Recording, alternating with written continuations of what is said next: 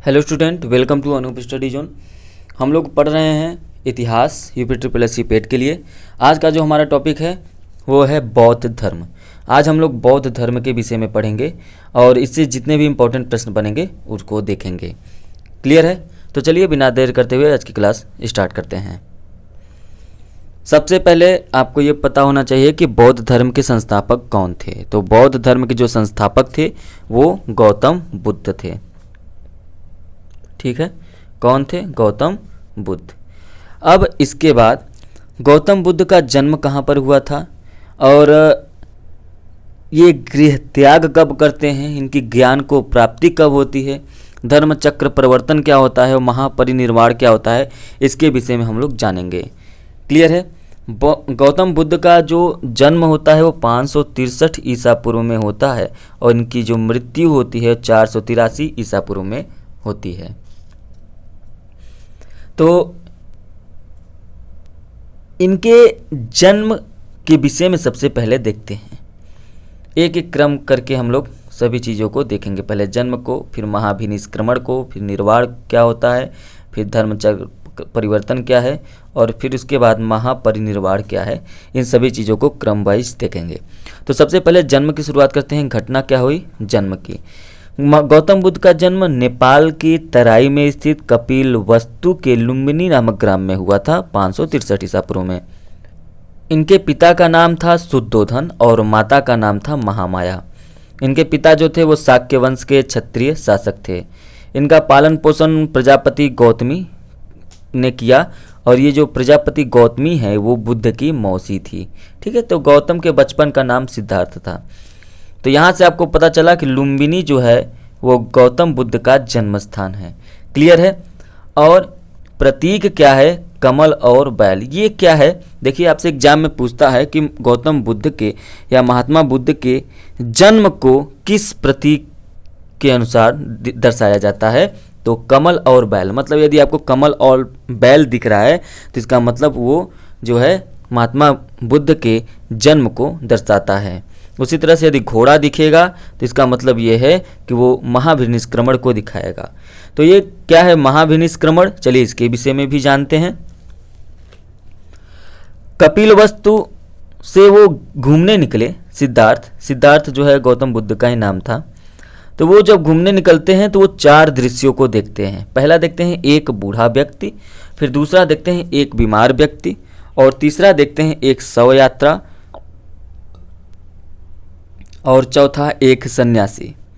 और इन सब चीज़ों को देखने के बाद जो है महात्मा बुद्ध सोच में पड़ जाते हैं और ये इन सभी सांसारिक समस्याओं से व्यथित होकर 29 वर्ष की अवस्था में क्या होता है कि ये सिद्धार्थ जी जो होते हैं वो गृह त्याग कर देते हैं, मतलब घर से निकलते हैं।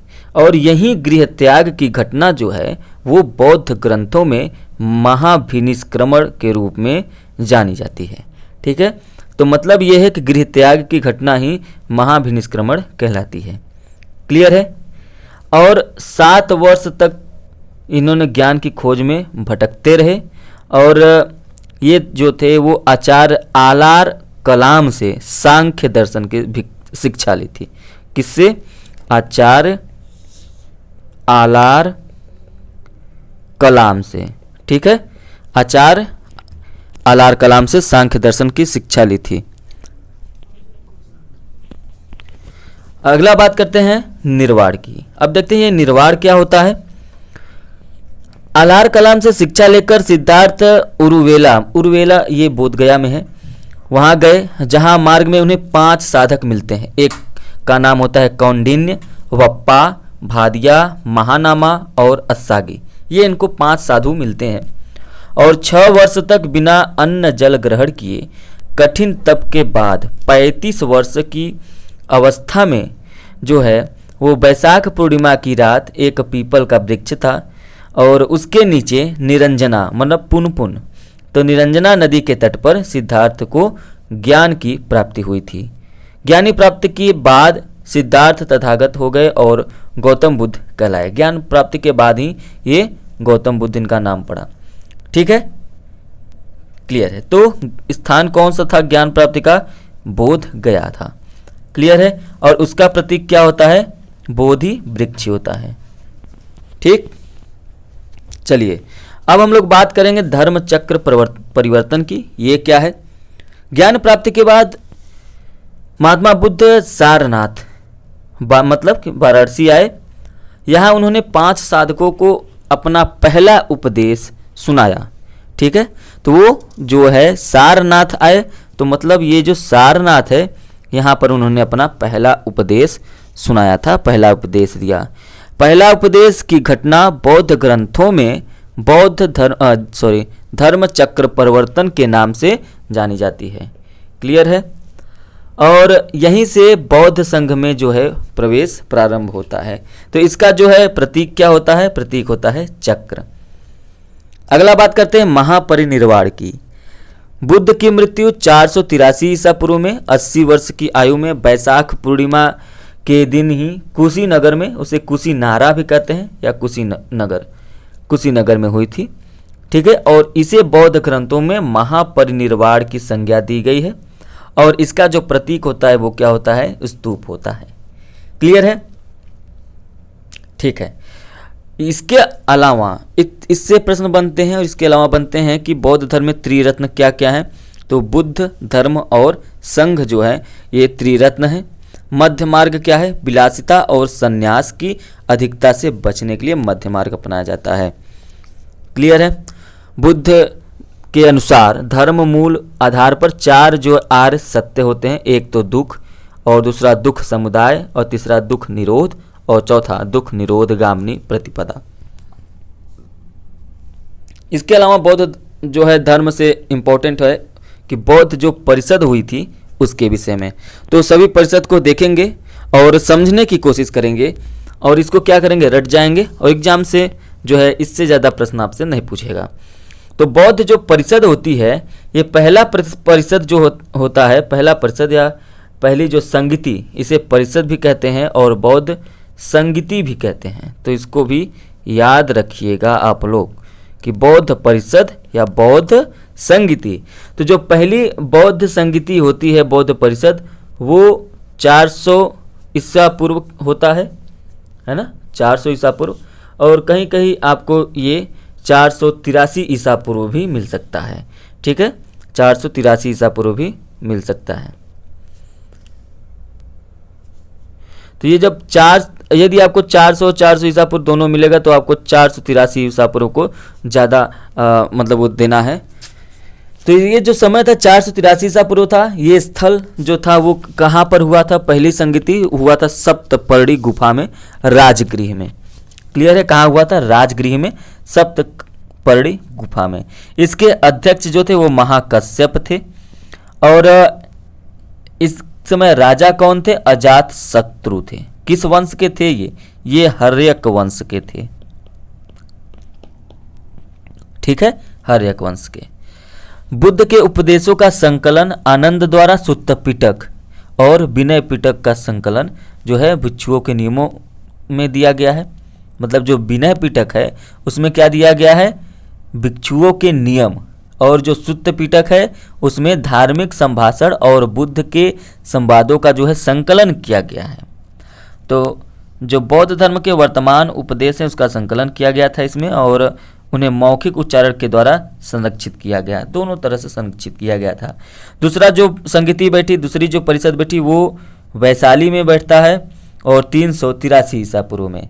ठीक है, वैशाली मतलब बालूकाराम। और इसके अध्यक्ष थे सबाकामी। ठीक है, कौन थे? सबाकामी। और इस समय संरक्षक कौन था? इसमें राजा कौन था? तो ये थे कालाशोक। किस वंश के थे? ये शिशुनाग वंश के थे।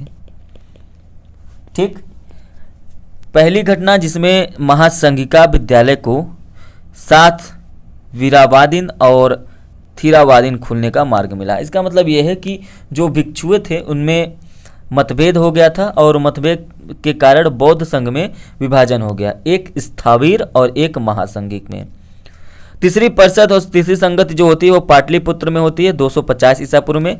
इस समय राजा या संरक्षक अशोक थे और ये मौर्य वंश के राजा थे। और इस समय अध्यक्ष कौन था? मोगली पुत्र तिस्स थे। ठीक है, मोगलीपुत्र तिस्स। यहाँ पर अभिधम्म पिटक की स्थापना की जाती है इस संगीति में, तीसरे संगीति में। तो याद रखिएगा, आपसे एग्जाम में पूछेगा कि अभिधम्म पिटक की जो स्थापना है वो किस परिषद के दौरान हुई या किस संगीति के दौरान हुई, तो तीसरे परिषद के दौरान। चौथी परिषद या चौथी संगीति जो है वो कश्मीर में होती है 72 ईसा पूर्व में। और उस समय राजा थे कनिष्क। कनिष्क जो है कुषाण वंश से संबंधित रखते हैं और अध्यक्ष थे वसुमित्र। और यहाँ पर एक और प्रश्न बन जाता है कि इसके उपाध्यक्ष कौन थे इस समय, तो उपाध्यक्ष थे अश्वघोष। किस समिति के? चौथे समिति के। क्लियर है, चौथे समिति के। और यहाँ पर जो होता है बौद्ध धर्म दो शाखाओं में बढ़ जाता है, एक महायान और एक हीनयान। इन दो शाखाओं में बट जाता है। ठीक है, तो बुद्ध धर्म में एक चीज और याद रखिएगा, इसके अलावा जो बौद्ध साहित्य है, बौद्ध साहित्य को त्रिपिटक कहते हैं। और उन त्रिपिटक में एक सुत्त पिटक आता है, एक विनय पिटक आता है और एक अभिधम्म पिटक आता है।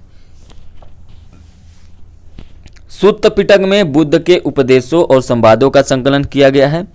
विनय पिटक में बौद्ध संघ के आचार विचार और नियम निषेध जो है संकलन किए गए हैं। और अभिधम्म पिटक में बुद्ध के जो आध्यात्मिक और दार्शनिक विचार हैं उसको संकलन किया गया है। ठीक है, तो बौद्ध धर्म से इससे बाहर आपसे कोई भी प्रश्न पूछने वाला नहीं है। इतने से ही आपका जो है पेट क्लियर हो जाएगा। यदि बौद्ध धर्म से कोई भी प्रश्न आता है तो इससे बाहर नहीं जाएगा। ठीक है, तो यदि आपको वीडियो अच्छा लगा हो तो आप इसको शेयर करेंगे और लाइक करेंगे। और चैनल पे यदि पहली बार होंगे तो इसको क्या करेंगे, इस चैनल को सब्सक्राइब कर लेंगे, जिससे जो भी वीडियो पड़े आपको नोटिफिकेशन मिलता रहे। ठीक है, चलिए मिलते हैं नेक्स्ट वीडियो में, तब तक के लिए धन्यवाद।